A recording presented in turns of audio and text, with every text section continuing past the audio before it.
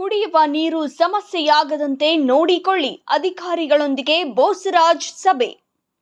ಮಾನ್ವಿ ನಗರದ ಪ್ರವಾಸಿ ಮಂದಿರದಲ್ಲಿ ಸಣ್ಣ ನೀರಾವರಿ ಹಾಗೂ ವಿಜ್ಞಾನ ಮತ್ತು ತಂತ್ರಜ್ಞಾನ ಸಚಿವರು ಪರಿಷತ್ತಿನ ಸಭಾನಾಯಕ ಎನ್ಎಸ್ ಬೋಸರಾಜು ಹಾಗೂ ಮಾನ್ವಿ ಶಾಸಕರಾದ ಹಂಪಯ್ಯ ನಾಯ್ಕ ಇವರು ಬೇಸಿಗೆ ಹಿನ್ನೆಲೆ ಜನರಿಗೆ ಕುಡಿಯುವ ನೀರಿನ ಸಮಸ್ಯೆಗೆ ಸ್ಪಂದಿಸಬೇಕು ಎಂದು ಅಧಿಕಾರಿಗಳೊಂದಿಗೆ ನಡೆದ ಸಭೆಯಲ್ಲಿ ಹೇಳಿದರು.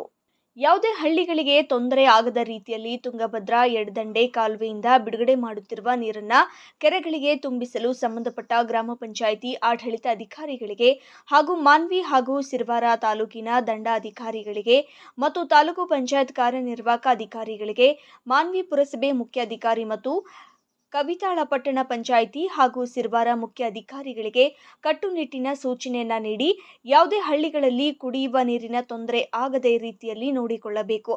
ಕಾರ್ಯನಿರ್ವಹಿಸದೇ ಇರುವ ಕೊಳವೆ ಬಾವಿಗಳಿಗೆ ದುರಸ್ತಿ ಕಾರ್ಯವನ್ನ ಹಾಗೂ ಫ್ರೆಶಿಂಗ್ ಕಾರ್ಯವನ್ನ ಮಾಡಲು ಸಂಬಂಧಪಟ್ಟ ಅಧಿಕಾರಿಗಳಿಗೆ ಸೂಚನೆಯನ್ನ ನೀಡಿದರು.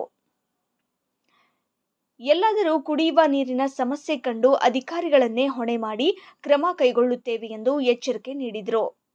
ಪೊಲೀಸ್ ಇಲಾಖೆಯು ಕವಿತಾಳ, ಸಿರವಾರ, ಮಾನ್ವಿ ಈ ಮೂರು ಠಾಣೆಯ ಅಧಿಕಾರಿಗಳೊಂದಿಗೆ ಸಮನ್ವಯ ಸಾಧಿಸಲು ಸಚಿವರು ಮತ್ತು ಶಾಸಕರು ಸಭೆಯಲ್ಲಿದ್ದ ಮಾನ್ವಿ ಪಿಐ ಸೋಮಶೇಖರ್ ಕೆಂಚಾರೆಡ್ಡಿ ಅವರಿಗೆ ಸೂಚನೆಯನ್ನ ಕೊಟ್ಟರು.